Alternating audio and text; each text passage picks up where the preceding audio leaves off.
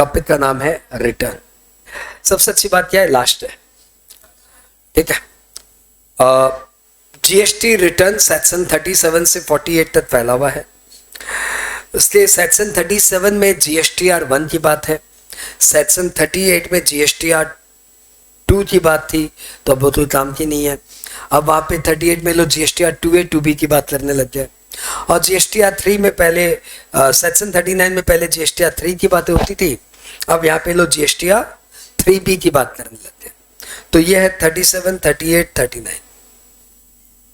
उसके बाद छोटी छोटी बातें इसमें बहुत ज़्यादा है, वो यहाँ पे हम लोग ने अलग अलग चार्ट बना के रखा हुआ है। सेक्शन 40 में फर्स्ट रिटर्न की बात है, एसेट्रा एसेट्रा। सबसे पहले आप ये समझिए जीएसटीआर 1 क्या है। GSTR 1 is a statement of outward supply. GSTR 1 is the statement containing details of outward supply.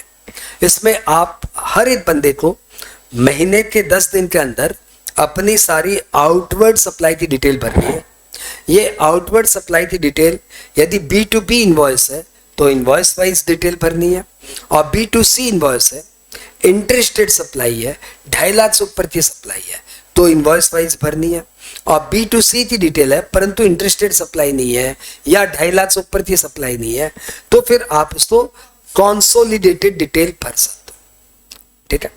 ये जीएसटीआर 1 है। अगले महीने की 11 तारीख को प्रैक्टिकली भरना रहता है। चलो, जो लोग QRMP ऑप्ट कर लेते हैं वो जीएसटीआर 1 अपना आराम से अगले महीने की वो क्वार्टरली भरते हो, मंथली भरते ही नहीं ना, वो तो क्वार्टरली भरते हैं, वो तो क्वार्टरली भरते हैं। तो अगले महीने की तो बात ही नहीं होता, क्वार्टर एंड से 22 तारीख या 24 तारीख को अपना जीएसटीआर 3 भी भर देते हैं, और वैसे ही 11, 12, 13 तारीख के अंदर वो अपना जीएसटीआर 1 भर देते हैं। ओके, ये जीएसटीआर 1। जीएसटीआर 2 बोलते अब कुछ है नहीं, जीएसटीआर 2 एबोलिश हो गया, लेकिन जीएसटीआर 2A है जो ऑटो जनरेटेड स्टेटमेंट है, तो कोई स्टेटमेंट फिल नहीं करता, आपके जीएसटीआर 1 के बेसिस पे पोर्टल आपको जनरेट करके जीएसटीआर 2A देता है। जीएसटीआर 2A एक डायनामिक स्टेटमेंट है, तो ये हमेशा आपको नजर आ सकता है, आप कभी भी देख लो। लेकिन जीएसटीआर 2B एक स्टैटिक स्टेटमेंट है, तो आपके 11 तारीख को जीएसटीआर 1 भरने के 13 तारीख को ये जीएसटीआर 2B आपको नजर आने लग जाता है, ठीक है। ओके, जीएसटीआर 2 के बाद जीएसटीआर 2A 2B का आप सिग्निफिकेंस जानते ही हो कि जीएसटीआर 2A में आपने जिन जिन से माल लिया उन्होंने जितना जीएसटी पे किया उसकी डिटेल है, जितना डिटेल दिखाया उसकी डिटेल है, और इसके अलावा आपने जो कुछ इंपोर्ट ऑफ गुड्स किया तो उसकी भी यहाँ पे डिटेल है, आपने आपके इनपुट सर्विस डिस्ट्रीब्यूटर ने जो डिटेल डाला उसकी यहाँ पे डिटेल है, आपका TDS TCS कुछ कटा है तो उसकी यहाँ पे डिटेल है, ठीक है।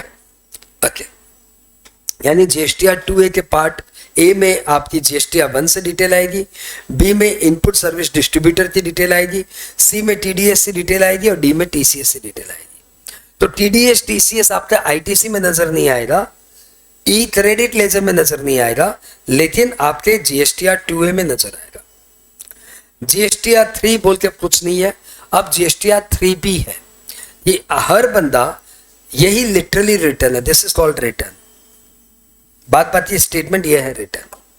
हर एक बंदा मंथ एंड के 20 तारीख के अंदर जीएसटीआर 3B में अपनी नेट जीएसटी लायबिलिटी की डिटेल भरेगा कि आउटवर्ड सप्लाई कितनी है, वो जीएसटीआर 1 से ऑटो पॉपुलेट हो सकता है, आप चेंज कर सकते हो। जीएसटीआर ITC कितनी है वो जीएसटीआर 2B से आप ले सकते हो, या फिर आप कम दिखा सकते हो।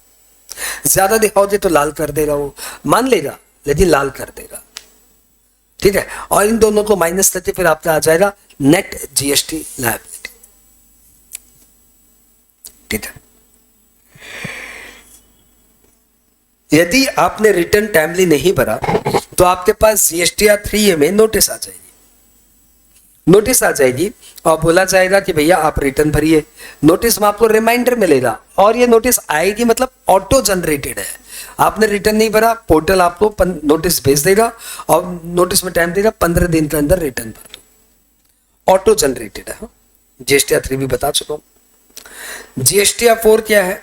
कंपोजिट स्कीम वाले बंदे जीएसटीआर 3 भी नहीं भरते, वो लोग भरते हैं जीएसटीआर 4, और वो जीएसटीआर 4 भरते हैं मार्च एंड तक, मतलब पूरे साल का रिटर्न 30 अप्रैल तक भर देते हैं। पूरे साल का रिटर्न वो 30 अप्रैल को भर देते हैं। 30 अप्रैल तक उन्हें रिटर्न भरना है और 18 ऑफ नेक्स्ट मंथ तक उनको पेमेंट करना है, क्वार्टरली पेमेंट और सालाना रिटर्न। ठीक है। जीएसटीआर 4A, यदि आपके कंपोजिट स्कीम सप्लायर ने रिटर्न भरा है तो वो आप जीएसटीआर 4A में दे सकते हो। वाह, तो बहुत अच्छी बात है। जीएसटीआर 5 ये बहुत ही वाइटल है कि एनआरटीपी वाले रिटर्न भरते हैं मंथली। नहीं नहीं नहीं, ऐसा नहीं होता। चलो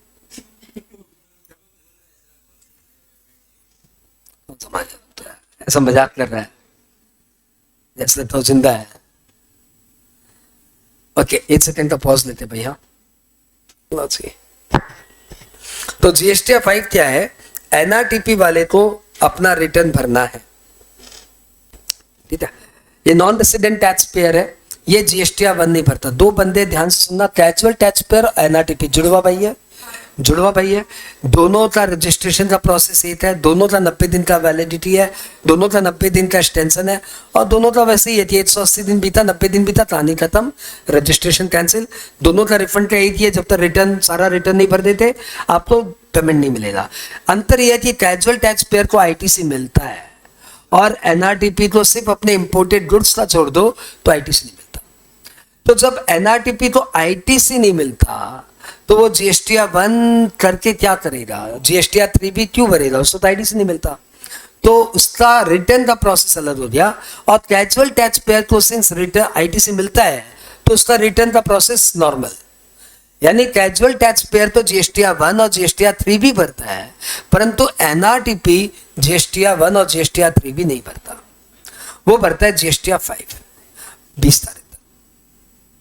अपना 20 तारीख तक वो रिटर्न भर के काम नहीं करेगा, और यदि 20 तारीख के पहले उसका रजिस्ट्रेशन ही कैंसिल हो जाए, मतलब खत्म हो जाए, 90 दिन एक्सपायर हो जाए, तो जैसे उसका रजिस्ट्रेशन एक्सपायर हुआ वहां से 7 दिन के अंदर उसको रिटर्न भरना है।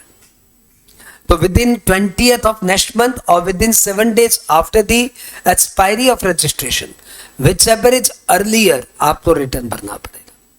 अच्छा, मैं आ गया जीएसटीआर 5, तो भैया आपको लिखना पड़ेगा whichever is earlier। हाँ,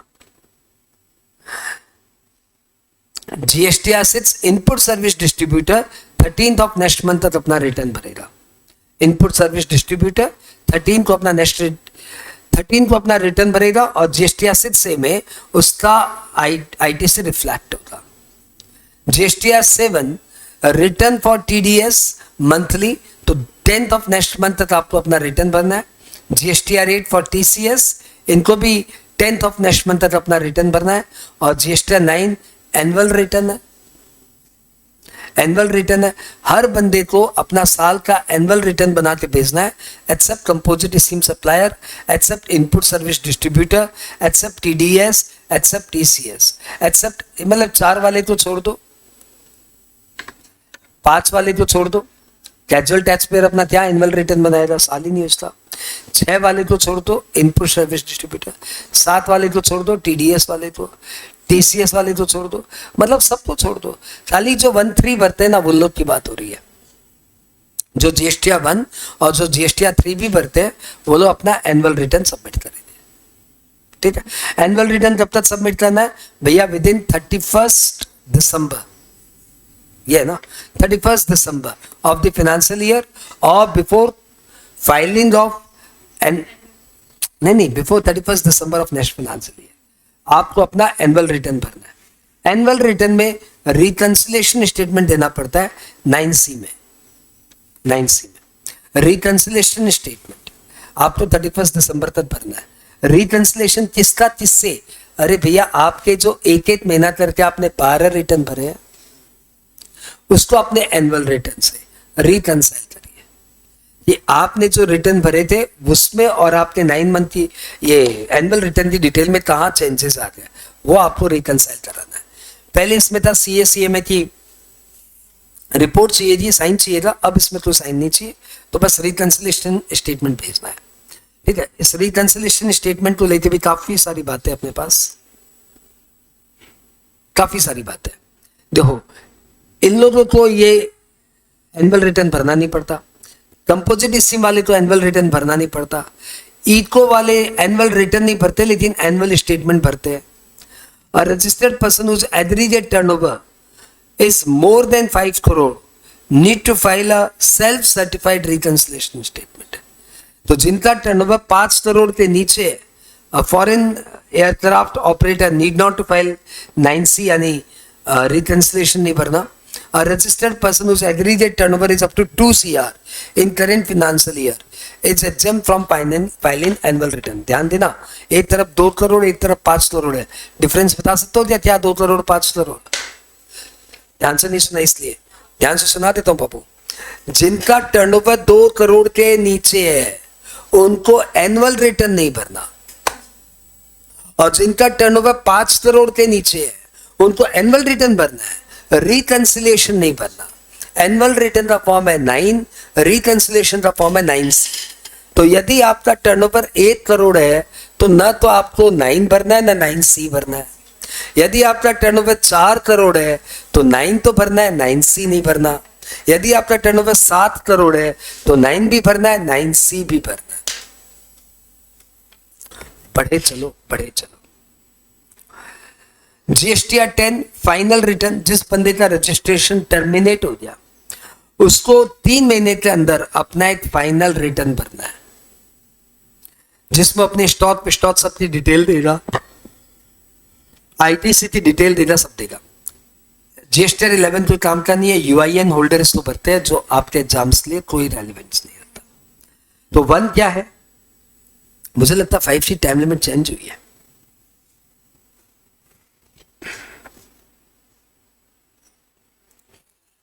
एक सेकेंड टाइम दो मुझे, आप एग्जाम से वाइटल है भाई। हाँ,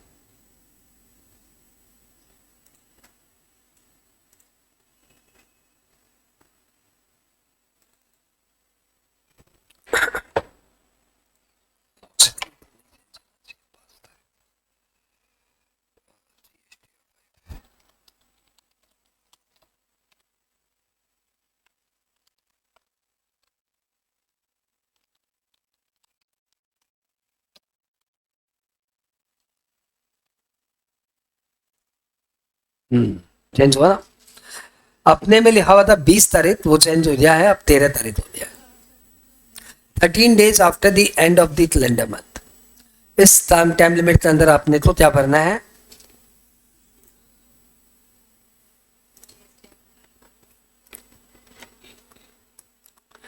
चेंज लेना अपने कैलेंडर में। 13th of the next month तक आपको अपना एनुअल रिटर्न भरना है, आपको अपना रिटर्न भरना है 13th ऑफ नेक्स्ट मंथ, यानी 5 और 6 पैरिटी पे आ जाए, 5 और 6 पैरिटी पे आ जाए। पहले बोला जा रहा था तब भरेगा, कब भरेगा? 20 तारीख तक। प्रॉब्लम क्या है? 20 तारीख को उठा के 13 तारीख क्यों किया? हबड़ी क्या था? हबड़ी ये था कि भैया NRTP को ITC नहीं मिलेगा, लेकिन NRTP जिसको माल बेचेगा उसको तो ITC मिलेगा। तो आप GSTR 1 तो भरते नहीं हो, तो आपने, मैं सपोज NRTP से माल ले आया तो मैंने GST दिया है कि नहीं दिया है? दिया है। मुझे ITC मिलेगा कि नहीं मिलेगा? मिलेगा। तो वो रिटर्न भर रहा है 20 तारीख को, तो मेरे को ITC कब मिलेगा? तो उसको 13 कर दिया। तो सर फिर 10 क्यों नहीं दिया? 10 तारीख तो बहुत चाप है यार, चाप पटाना है। और NRTP का 10 तारीख को रिटर्न भरा, ऐसे ऐसे घूमते रहेगा, अपनी तो बेइज्जती हो जाएगी। NRTP बाद में 13 तारीख को चाप नहीं रहता, उस दिन भर देना, ठीक है? अच्छी, तो उसको 13 दे दिया। वो 10 तारीख को भी तो भर ही सकता है, लास्ट डेट है 13, तुमको 10 तो भरना है, तुम 10 तो भरो ना, कौन मना कर रहा है? तो इस तरीके से सबसे पहले आपने GSTR 1 2 3 4 5 6 7 8 9 10 तक पढ़ा। अब हम लोग दूसरी छोटी छोटी बातें कर रहे हैं। 2A और 2B में क्या अंतर है? 2A और 2B में कोई खास अंतर नहीं है, बस इतना सा ध्यान रखिए कि 2A डायनेमिक डॉक्यूमेंट है, 2B स्टैटिक डॉक्यूमेंट है। 2A amended as soon as GSTR1 is filed और 2B can be seen only on 13 बोला था, 14th ऑफ द मंथ। 14 को नजर आएगा तभी वो तेरे को रिटर्न भर रहा है, क्योंकि 2B में तो इनपुट सर्विस डिस्ट्रीब्यूटर की भी डिटेल आएगी और एनआरटीपी का भी डिटेल आएगा, तो 13 को वो अपनी डिटेल भरेगा, 14 तक ये सब अपडेट हो जाएगा। It is less suitable for claiming ITC, क्योंकि मेरा इस महीने का आईटीसी कितना है ये इसमें मालूम नहीं पड़ रहा है। क्योंकि यदि अप्रैल महीने का कोई बंदा अप्रैल महीने में रिटर्न नहीं भरा, अप्रैल का इनवॉइस का रिटर्न किसी बंदे ने समय पे नहीं भरा, जुलाई में जाके भरा, लेकिन वो मेरे जीएसटीआर 2A अप्रैल में दिखाएगा। अब मैं जीएसटीआर 2A अप्रैल का जाके क्यों देखूंगा, मैं तो जुलाई का रिटर्न भर रहा हूं। तो इसलिए ये less suitable for claiming ITC and this is more suitable for claiming ITC, क्योंकि वही अप्रैल महीने का इनवॉइस यदि रिटर्न कोई बंदा जुलाई में भरता है तो 2A तो अप्रैल में दिखाएगा लेकिन 2B जुलाई में दिखाएगा। No differentiation on GST on invert supply for which ITC available और नॉट, ये आपका ब्लॉकेज नहीं बताता, रिस्ट्रिक्टेड नहीं बताता, ये आपको बताता है कि इसमें किसमें आईटीसी मिलेगा किसमें नहीं मिलेगा। कौन 2B आपको रिस्ट्रिक्टेड बताता है। ITC shown in the month as per the date of invoice, ITC shown in the month as per the date of filing GSTR1। इसमें डेट ऑफ इनवॉइस वाइज आपका GSTR 2A अपडेट होते रहता है और यहाँ पे जिस महीने में आपने GSTR1 भरा उस महीने के हिसाब से GSTR 2B अपडेट रहता है। ITC can be claim maximum up to, एक का कौन जमाना है यार, 100%। ठीक है, ये वाला पॉइंट नंबर 6 स्टार्ट दो। ओके, अब हम लोग आगे अगले पॉइंट में, फर्स्ट रिटर्न। सेक्शन 40 ये बोल रहा है जब कोई बंदा अपना पहला रिटर्न भरेगा तो उस रिटर्न में date of when he become liable to pay tax से लेके वो इस महीने के एंड तक की सारी डिटेल भर सकता है। जैसे सपोज 13th ऑफ अप्रैल को you become liable to pay tax और आपने अप्लाई किया 4 मई को और आपका रजिस्ट्रेशन आया 25 मई को। जब तक आपका रजिस्ट्रेशन नंबर आया तब तक तो आपका बहुत टाइम बीत गया और अभी 20 तारीख बीत चुकी है। अब आप अप्रैल महीने का रिटर्न नहीं भर सकते, अप्रैल महीने का रिटर्न नहीं भर सकते, टाइम जा चुका है। अब आप मई महीने का रिटर्न भर सकते हो 20 जून को। तो जब आप अपना पहला रिटर्न भरते हो ना 20 जून को, तो उसमें 13 अप्रैल से लेते 20 जून तक का डिटेल रहेगा, 13 अप्रैल से लेते 31 मई तक का डिटेल रहेगा, 13 अप्रैल से लेते the day when you become liable to pay tax से लेते 31 मई तक की डिटेल इसमें रहेगी। फाइनल रिटर्न ये बता चुका हूं, GSTR 10 3 महीने के अंदर भरना पड़ता है when your registration is cancelled. Revise return, यदि आपके रिटर्न में कोई मिस्टेक हो जाए तो आप उसको रिवाइज नहीं कर सकते, आप उसको रेक्टिफाई कर सकते हो। और रेक्टिफाई करने की टाइम लिमिट क्या है, कोई बात नहीं, रेक्टिफाई करने की टाइम लिमिट है 30th November of next financial year before filing of annual return. 30th November of next financial year और before filing of annual return. Non filing of return, section 46, if a person does not file return then list of such persons shall be generated by the common portal। और उन सारे लोगों को GSTR 3A में एक notice चली जाएगी आस्तीन कि 15 दिन के अंदर आप अपना रिटर्न भर दो, 15 दिन के अंदर आप अपना रिटर्न भर दो। ये GSTR 3A की बात कर रहा है जो अपने कर चुके थे। Non allowance to file GSTR 1, यदि आप अपना लास्ट महीने का 3B नहीं भरे तो इस महीने का हम GSTR 1 भरने नहीं देंगे। जैसे मई का आपने GSTR 1 भर दिया 10 जून को, GSTR 3B आपने नहीं भरा तो आपको जून महीने का GSTR 1 ही नहीं भरने देंगे, ये भी ब्लॉक हो जाए कि पहले पुराने महीने का 3B भरो उसके बाद GSTR 1 भरो। तो सर आपको GSTR 1 लेने में क्या प्रॉब्लम है, तुम GSTR 1 दे देता है ना, GSTR 1 तो तुमको भरना पड़ेगा। नहीं भरेगा ना, तेरा कस्टमर तेरा आके गला दबा देगा। मैंने तुम सबको माल बेचा है, सबको मैंने जीएसटी इनवॉइस छोड़ा है, और मैं यहाँ GSTR 1 नहीं भर रहा हूं, तो तुम लोगों को ITC मिलेगा नहीं। तो तुम लोग क्या करेगा, कॉल करेगा, आके बात करेगा, चिल्लाएगा, चिल्ला मिल्ली क्या कर रहे हैं, रिटर्न क्यों नहीं भरेंगे, अगली बार माल नहीं लेंगे, आपको पैसा नहीं देंगे। तो मैं डर के बारे रुक जाओ, झमला मत करो, मैं भर देता हूँ। GSTR 1 तो मैं भर दूंगा, GSTR 3B में मेरे को गवर्नमेंट को टैक्स देना पड़ता, वो मैं नहीं भरूंगा। अरे भयंकर टेंडेंसी लो साल साल भर ये सब काम किया है, GSTR 1 भर दिए, 3B नहीं भरे, तो इन्होंने ब्लॉक कर दिया। बोला यदि पिछली बार था GSTR 3B नहीं, पिछले महीने का GSTR 3B नहीं भरा, तो इस महीने का GSTR 1 बंद कर दिया। GSTR 1 बंद करती तुम्हारी सांस बंद हो जाएगी, क्योंकि कस्टमर आते तुम्हारा गला पकड़ लेगा। ओके, रिटर्न वाया मैसेज, एक निल रिटर्न वाया आप मैसेज भर सकते हो, बस GSTR 1 हो या GSTR 3B हो, दोनों आप निल रिटर्न है तो आप वाया मैसेज भर सकते हो। निल रिटर्न तभी बोला जाएगा जब ना तो आपकी कोई आउटवर्ड सप्लाई है, ना ही आपकी कोई ITC। यदि आप ये बोलते हो मेरा आउटवर्ड सप्लाई निल है, तो that is not called nil return. Nil return मतलब ना तो मेरे को कोई उधोता लेना, ना माधोता देना, ना मेरे को कोई GST देना है, ना मेरे को कोई ITC लेना है, then it is called nil return. Nil return without payment of tax is not allowed. Income tax में अलाउड है, GST में अलाउड नहीं है। ओके, अब QRMP सीधा, बस QRMP भैया बहुत लोग ऑप्ट करते हैं, वो सारे लोग ऑप्ट कर सकते हैं जिनका टर्नओवर 5 करोड़ तक है। बोलना था आप लोग को, जिनका टर्नओवर 5 करोड़ तक है वो लोग QRMP ऑप्ट कर सकते हैं। QRMP में आप बोलते हो कि भैया हम लोग क्वार्टरली रिटर्न भरेंगे, मंथली पेमेंट करेंगे। मंथली पेमेंट करेंगे अगले महीने की 25 तारीख तक, और रिटर्न भरेंगे अगले क्वार्टर एंड से 22 तारीख को या 24 तारीख को। 22 तारीख को भरना पड़ता है वेस्ट साउथ वालों को, तमिलनाडु वालों को, केरला वालों को, कर्नाटक वालों को, इन लोग को भरना पड़ता है 22 फ्रॉम एंड ऑफ क्वार्टर। और ऊपर जो कैलकाटा है, राजस्थान है, पंजाब है, दिल्ली है, ये लोग भरेंगे 24 from the end of quarter.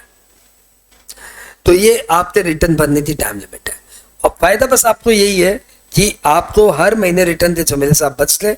आप 3 महीने में एक रिटर्न भर देते हैं, लेकिन पेमेंट आपको मंथली करना पड़ेगा। ओके, कई सारी बातें इसमें। पहली बात इसमें यह है कि ये स्कीम ऑप्शनल है, आप चाहो तो लो, नहीं तो मत लो। और आप ये ऑप्ट कब कर सकते हो, आप ये ऑप्ट कर सकते हो पिछले क्वार्टर के सेकेंड मंथ के फर्स्ट डे से लेते करेंट क्वार्टर के फर्स्ट मंथ के एंड तक आप इसको ऑप्ट कर सकते हो। यानी आप सपोज ये चाहते हो कि जुलाई, अगस्त, सितंबर में इस क्वार्टर में मैं QRMP में चला जाऊं, तो आप इसलिए अप्लाई कर दीजिए। कब तक अप्लाई करते? एक इसका पिछला क्वार्टर क्या हुआ थोड़ा ये बता देना। अप्रैल, मई, जून, हाँ, तो 1 मई से लेके 30 जुलाई तक आप ये QRMP स्कीम ऑप्ट कर सकते हो। लास्ट क्वार्टर के सेकेंड मंथ के फर्स्ट डे से लेके लास्ट क्वार्टर सेकेंड मंथ का फर्स्ट डे से लेके करेंट क्वार्टर के फर्स्ट मंथ के एंड डेट तक 1 मई से 31 जुलाई के बीच में आप कभी भी QRMP स्कीम ऑप्ट कर सकते हो। ओके, यदि जुलाई, अगस्त, सितंबर में चाहिए तो आपको इस टाइम लिमिट के अंदर अपना QRMP ऑप्ट करना है। अच्छा, इसलिए कोई आपको फॉर्म नहीं भरना पड़ता, कुछ नहीं, बस आप पोर्टल खोले, वहाँ पे QRMP एप्लीकेबल और नॉट वो ब्लैंक रहता है, आप उसको टिक कर देंगे, वो आपका QRMP स्कीम हो जाएगा। स्कीम हो जाए खत्म, आप कोई ना फॉर्म है ना कुछ है। ये जितना पढ़ाने में टाइम लगता है उसका 5 सेकेंड भी ऑनलाइन करने में टाइम नहीं लगता। ओके, ये जो इस टाइम पीरियड के अंदर इस टाइम लिमिट के अंदर आप कभी भी QRMP स्कीम ऑप्ट कर सकते हो। अगली बात करें, कंडीशन टू ऑप्ट। जब आप QRMP स्कीम को ऑप्ट करने जा रहे हो उस समय ये अश्योर करो कि अभी मेरा कोई भी रिटर्न पेंडिंग नहीं है। एज ऑन दिस डेट ऐसा कोई रिटर्न पेंडिंग नहीं है जिसका ड्यू डेट जा गया। यदि आपका ऐसा कोई भी रिटर्न पेंडिंग है जिसका ड्यू डेट अभी जा चुका है, तो पहले वो रिटर्न फिलअप करो, उसके बाद आप क्यूआरएमपी स्कीम में हाथ लाना। आपका टर्नओवर 5 करोड़ के अंदर होना चाहिए। No return remains overdue. Time limit, आप जीएसटीआर 1 भरेंगे 13 from the end of the quarter, और आपका जीएसटीआर 3 भी जाएगा 22 साउथ वेस्ट वाले स्टेट के लिए और 24 नॉर्थ ईस्ट वाले स्टेट के लिए। नॉर्थ ईस्ट में हिमाचल भी आ गया, जम्मू भी आ गया। वैसे प्योर नॉर्थ है, मतलब वो सारे जो नॉर्थ में फॉल कर रहे हैं, वो जो सारे ईस्ट में फॉल कर रहे हैं। राजस्थान भी आ गया, राजस्थान तो वेस्ट में पड़ रहा है, नॉर्थ तो है ना, ठीक है। वो एक्चुअल में नॉर्थ ईस्ट इन्होंने नहीं बोला है, इन्होंने तो स्टेट के नाम डाले हैं, हमने अपने याद करने के लिए ऐसे बोल दिया। पेमेंट कब तक करना है? आपको पेमेंट करना है 25 of and of the month, 25 तारीख के अंदर। पेमेंट कैसे करना है? रिटर्न तो भरे नहीं, तो हमें कैसे मालूम हमारा टैक्स लायबिलिटी कितना है? तो आंसर इज, आप सेल्फ असेसमेंट कर लीजिए, आपका जितना होता है उतना दे दीजिए। जैसे मैं इसमें सेल्फ असेसमेंट में टैक्स देता हूँ, मैं अपना सेल्फ असेसमेंट कर लेता हूँ और मैं उसमें टैक्स दे देता हूँ 25 from the end of the quarter.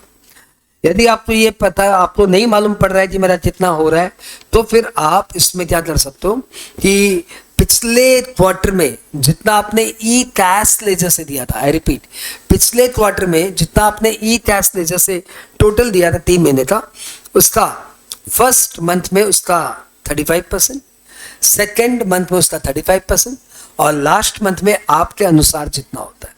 नहीं समझ पाया? सपोज पिछला क्वार्टर था मेरा अप्रैल में जून, मैंने यहाँ दिया था 40,000 कैश लेजर से, यहाँ दिया था 40,000 और यहाँ दिया था मैंने 90,000, सब मिला के मैंने 4,870 दिया था। तो जुलाई में मुझे कितना देना पड़ेगा? 870 का 35%। अगस्त में कितना देना पड़ेगा? 870 का 35%। और सितंबर में कितना देना पड़ेगा? सितंबर में मैं बोलूंगा अब तो आप रिटर्न भर रहे हो जुलाई अगस्त सितंबर, तो जुलाई अगस्त सितंबर मिला के आपकी टैक्स लायबिलिटी कितनी हो रही है बताइए इस क्वार्टर का। अब लास्ट क्वार्टर तो भूल जाइए, बताइए इस क्वार्टर का कितना टैक्स लायबिलिटी हो रहा है? इस क्वार्टर का टैक्स लायबिलिटी तो भैया 180 हो रहा है, 180 हो रहा है। उसमें से आपने कितना दे दिया? 170 का 70% दे दिया आपने। अरे 170 का 70% दे दिया ना, तो आपका 119 देना हो गया, तो बचा हुआ 51 दे दीजिए, 61 दे दीजिए। हाँ, प्रॉब्लम है कुछ? तो फर्स्ट मंथ में लास्ट क्वार्टर का जितना ई कैश लेजर से दिया उसका 35%, सेकेंड मंथ में जितना लास्ट क्वार्टर में ई कैश लेजर से दिया उसका 35% और थर्ड क्वार्टर में आपके रिटर्न के अनुसार जितना डिफरेंशियल टैक्स होता है। अब यदि इसमें असेसमेंट करते समय मालूम पड़ा कि जुलाई महीने में इसका 150 लाख का लायबिलिटी था, तो कोई फर्क नहीं पड़ता, क्योंकि मैंने अपने तरीके से मैंने सही दे दिया। अब एक्चुअली ज्यादा आ गया तो उससे मुझे मतलब नहीं, ये फॉर्मेट तो लॉ ने अलाउ किया था, मैंने उस अनुसार दे दिया। बात बाकी मैं थर्ड क्वार्टर में दे रहा हूं।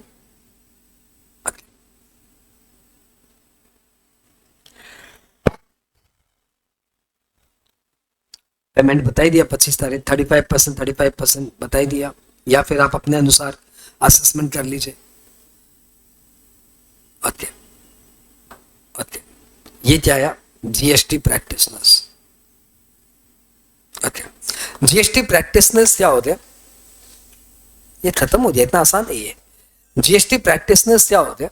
जीएसटी प्रैक्टिशनर्स वो प्रोफेशनल है जिनको प्रॉपर ट्रेनिंग देके 15 दिन की ट्रेनिंग देके एक जीएसटी का ऑलमोस्ट काम सिखा देते हैं, ऑनलाइन काम करना सिखा देते हैं। और इनका जैसे जीएसटी सर्टिफिकेट एक एग्जाम देते हैं, एग्जाम में यदि क्लियर हो जाते हैं तो इनका जीएसटी प्रैक्टिशनर्स बोल के पोर्टल पे नाम आ जाता है। अब किसी भी बंदे को रिटर्न भरना है तो उसके पास एक चॉइस है, या तो खुद भर ले, खुद नहीं भरा जा रहा है, आता ही नहीं है, तो कोई बात नहीं, आप किसी सीए सीएमए को बुला लीजिए, उनको भी नहीं आता, मतलब उनको पैसा बहुत ज्यादा देना पड़ेगा, उनको बहुत ज्यादा पैसा देना पड़ेगा। तो फिर आपके पास एक चॉइस है कि आप पोर्टल पे जो जीएसटी प्रैक्टिशनर्स का नाम नजर आ रहा है उसमें से जो बंदे आपको समझ में आता उनको बुला के उनसे रिटर्न करवा दीजिए। तो ये सुविधा है कि आप चाहो तो इन लोगों से रिटर्न भरवा सकते हो, लेकिन यदि आप जीएसटी प्रैक्टिशनर्स से रिटर्न भरवाते हो, इसका मतलब ये नहीं कि लायबिलिटी प्रैक्टिशनर्स की है, लायबिलिटी आपकी है। यदि रिटर्न में कोई भूल भाल मिला, झोल झाल मिला, गलती मिला, तो the person will be liable. GST practitioners ने यदि भूल की है तो बस उसका ये होगा कि उसके अगेंस्ट में कोड ऑफ कंडक्ट की इंक्वायरी होगी, हो सकता है उसका लाइसेंस चला जाए, परंतु जो भी इंटरेस्ट लायबिलिटी है, जो पेनल लायबिलिटी है, वो तो एसएससी को ही भुगतना पड़ेगा। रिटर्न जब भरेगा जीएसटी प्रैक्टिशनर्स, तो जीएसटी प्रैक्टिशनर्स भी साइन करेगा और एसएससी भी साइन करेगा। इसका मतलब एसएससी ये नहीं बोल सकता कि मैंने देखा नहीं, वो तो उसने किया ना, आपकी जिम्मेवारी है। जीएसटी में रिटर्न भरने के पहले, मतलब रिटर्न अपलोड होने के पहले आपके पास मैसेज आएगा कि practitioner submitted the return, you verify and sign it. आपने नहीं किया तो अपने ऑटो पॉपुलेट हो गया, वो अलग बात है, लेकिन आपको अपॉर्चुनिटी दी जाएगी कि आप चेक कर लो जीएसटी प्रैक्टिशनर्स क्या क्या कर सकता और क्या नहीं कर सकता। वो क्या क्या कर सकता है, वो आपके बिहाफ में रिटर्न भर सकता है, आपके बिहाफ में टैक्स पे कर सकता है, आपके बिहाफ में आईटीसी क्लेम कर ही रहा है, ठीक है। वो क्या नहीं कर सकता, वो आपके बिहाफ में आपका रजिस्ट्रेशन कैंसिल नहीं कर सकता, वो आपके बिहाफ में और आपके बिहाफ में कंपोजिट स्कीम ऑफ नहीं कर सकता, ये सब वो आपके बिहाफ में नहीं कर सकता, ठीक है। जीएसटी प्रैक्टिशनर्स के लिए कोई डिग्री की आवश्यकता नहीं, आप 12 पास हो तो आप जीएसटी प्रैक्टिशनर्स बन जाओ, ठीक है। और वैसे लोग बोलते नहीं 12 पास नहीं यार, बीकॉम ग्रेजुएट होना चाहिए, सॉरी, हाँ सॉरी गलती है, तुम कहां से बन जाएगा, तो ग्रेजुएट होना जरूरी है, 12 पास नहीं कर सकते, तो ग्रेजुएट होना जरूरी है, या फिर सीए फाइनल पास आउट होना जरूरी है, या सीएमए फाइनल पास आउट होना जरूरी है, या सीएस फाइनल पास आउट होना जरूरी है, या प्रीवियस लॉ का टैक्स रिटर्न प्रिपेयर था तो वो इधर का भी टैक्स रिटर्न प्रिपेयर बन सकता है। क्वालिफिकेशन है, ऐसी बात नहीं कि सीधा बन जाओगे, पर्सन ऑफ साउंड माइंड होना ही चाहिए, वो सब तो है। इंडियन सिटीजन होना चाहिए, पर्सन ऑफ साउंड माइंड होना चाहिए, इंसॉल्वेंट डिक्लेयर नहीं होना चाहिए, not convicted by court, court ने उसे जेल नहीं भेजी हो, ग्रेजुएट होना चाहिए, सीएस सीएमए का पास आउट होना चाहिए, कमर्शियल टैक्स एक्साइज ऑफिसर या रिटायर्ड ऑफिसर होना चाहिए, सर्विस टैक्स पुराने लॉ का प्रैक्टिशनर, एक्साइज लॉ का पुराना लॉ का practitioners, need to clear exam within 30 days, what can be do without approval of registered person, return filing कर सकता है, टैक्स पेमेंट कर सकता है, ई वे बिल जनरेट कर सकता है। वो क्या नहीं कर सकता, वो आपके बिहाफ में रजिस्ट्रेशन कैंसिल नहीं कर सकता, अमेंडमेंट रजिस्ट्रेशन नहीं कर सकता, क्लेम फॉर रिफंड नहीं कर सकता, नहीं कर सकता। What he can not do, वो आपके बिहाफ में क्यूआरएमपी ऑफ नहीं कर सकता। Having own course of misconduct, इसका अपना मिसकंडक्ट का कोर्स है, यदि कुछ गड़बड़ किया तो इसके अगेंस्ट में अपनी प्रैक्टिस लीजिए, आपको अलग से कुछ माथा पच्ची नहीं करना। हाउ टू अपॉइंट, कुछ नहीं, कैंसिलेशन कुछ नहीं, कुछ नहीं। तो भैया तुम्हारा रिटर्न चैप्टर यहीं पे, ये क्या बचा भाई, यहाँ पे B2B B2C करा दिया।